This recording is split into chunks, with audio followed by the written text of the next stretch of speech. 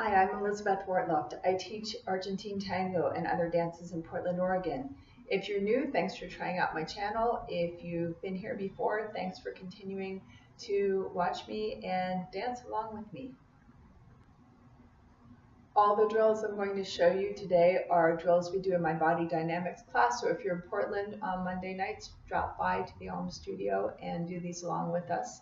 If you can't make it, or if you don't live in Portland, just practice these drills and they should help your Milonga improve quite quickly.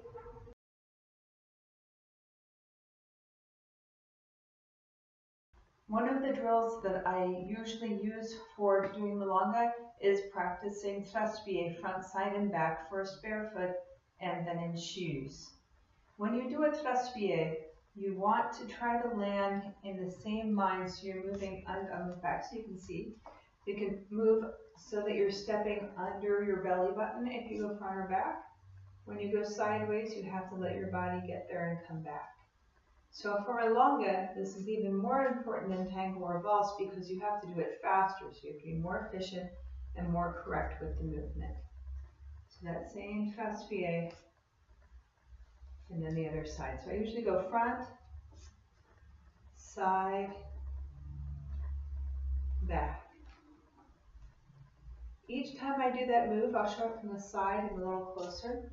Each time I do that movement, I want to completely roll through the foot that is doing the propelling and then to come back. Each time I step, a foot is working. So it's not just one foot and pull back or land back. I have to roll through and then roll through. Each step has two weight shifts. So each step has 2 feet working. First my one foot, then my other. When I shift feet, I'll just turn around so you can see it again. If I do this for a Milonga, I still have to roll through my whole foot, but I don't move as far away. It's very easy to start cheating when you take fast or small steps. So making this first one nice big ones, then smaller and smaller and faster, but let your whole foot work. So your whole foot is still working. You still have your knees soft. You still have your balance at your hips working nice and cushiony so everything works together. Let me show you that in heels.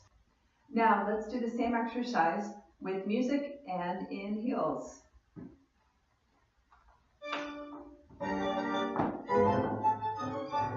And you can go slow or Milonga lisa.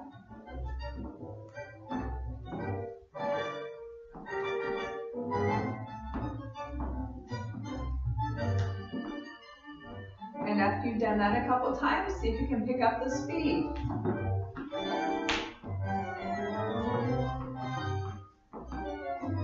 When I do them fast, I usually do a couple at a time.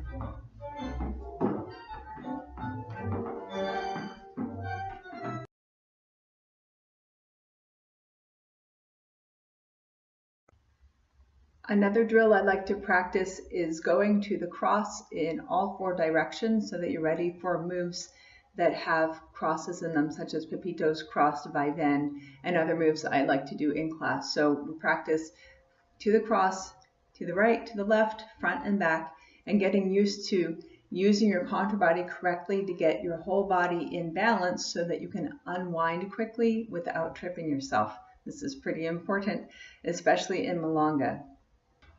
When you're dancing tango, the follower usually uses their back right cross going this way for the cruzada, the absolute most in the dance. However, you have 3 other directions that you can do the same kind of cross. I can go back to my left and cross. I can go forward to my left and cross. And I can go forward to my right and cross. These all have the same angle because I'm working with the same hip, the same leg, the same body. So for my best angle for my cross, one of my students told me, who's a contractor, said it's 12 degrees. I don't know if that's accurate or not, but to him he said if you go 12 degrees, it's the number that I was suggesting. When I'm walking, what's important here, I'll show you from the side, is that as I move, my leg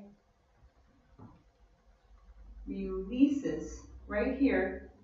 If you send me in the correct direction, that leg will fall across my leg that I'm now standing on. Same thing forward.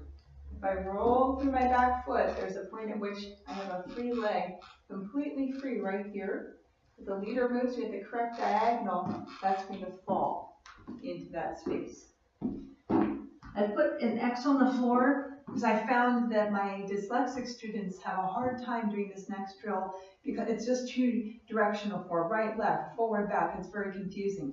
If you make yourself an X on the floor, it's easy to remember which directions you haven't gone yet and just practice going into the different squares rather than thinking right and left, front and back.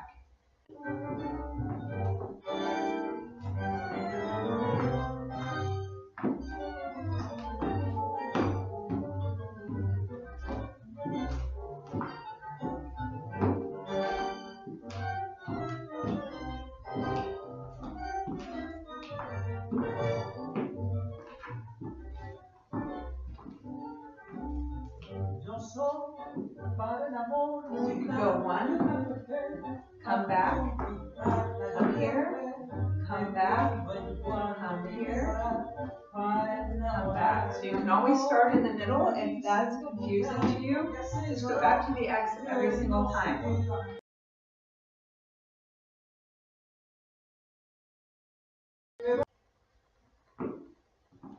Here are some tips for doing any move that has a cross in it. And as I said before, in Milonga, you have to be more precise and more careful with your technique because you have a lot less time to save yourself if you make a mistake. In any cross, one of the things I'd suggest doing is practicing this, and obviously you don't want to do this in public, but you grab your butt. What you want to do is tip yourself over so you can feel your sit bones way under your butt. Tip yourself over until you're in your correct tango position. You can feel that. And then use that leg, release it, and feel if those muscles, if that entire leg is truly free when you do your cross. If it is not free, if you have your hips too far forward, you'll get across and then you can't unwind because your leg is stuck. If you're in the correct position, your free leg will disengage almost effortlessly. So that's a good thing you can practice. Really making sure that when you step, you can free up your leg. When you step, you can free up your leg and feel the correct position of your hip. A lot of times we think we're doing the right thing at our hip stack up and we are not. So even myself watching the videos, I think, oh, I think I just lean my hips forward a little bit. It's really easy to accidentally do that while you're unwinding your feet. So keeping your hip position the same either by feeling it and practicing it like that so that you know for sure that you have your hip in the right position. Or just really making sure if you have a mirror or something, you can watch yourself and make sure that as you step, your hips don't fall forward, that they stay in your line of motion. So it's really important to keep your hip position for these quick crosses. Another thing is don't turn in or out. Keep your same turnout all the time for a good technique. If you put your hands on your quads and you turn in and you turn out, you can feel different muscles in your quads. We've got 4 heads of the muscle. Different parts of them are going to tighten or loosen. If you can keep those steady while you're moving, you will have a lot less to do. So for example, if I go forward and I turn out extra, I'm going to feel tightness here. If I keep my same turnout, it will feel the same through my thigh. And then I know that when I landed, I don't have to unwind or do anything unusual, that hopefully my turnout will remain the same.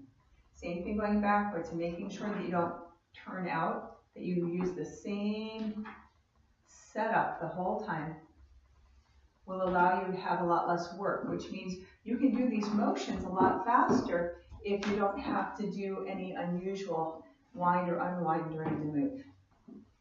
Another thing that's really important is don't lock your knees. You can see this best from the side. If I lock my knee while I step, now my knees are really a mess. It's going to be very hard for me to get my free leg free because it's not. My legs are together, but now I have to do something to get my foot free, or, and you've all done this, ladies, or you'll end up getting your heels across your instep eventually. And we all know that hurts. Don't do it. So keeping the right angle is important. Keeping the right amount of turnout for you is consistent through the move. Keeping your knees soft so that they can come together, as I say, like Pringles potato chips. They can stack up with each other, and that makes it easier to unwind. So if they're in that position, you have a lot more speed available for yourself. The other thing is continue to roll through your feet and ankles. So if you're pushing off your toes, you can't go very fast in your tippy. Continue to roll through your heel. Let your heel touch. Let your foot roll. Let everything keep moving, either direction. I've just discovered these are a lot harder to do while my face is facing some other way. So I guess next tip is keep your body and your head in your normal alignment. So if you're here and you're dancing with your partner, you don't want to turn your head sideways to get out of their way or sideways to look where you're going. Keep your normal head line up so that your feet can move better. If I'm here, I'm going to do that a lot better than if I'm looking in some other direction.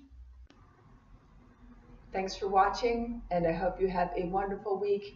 Have fun dancing and enjoy your life.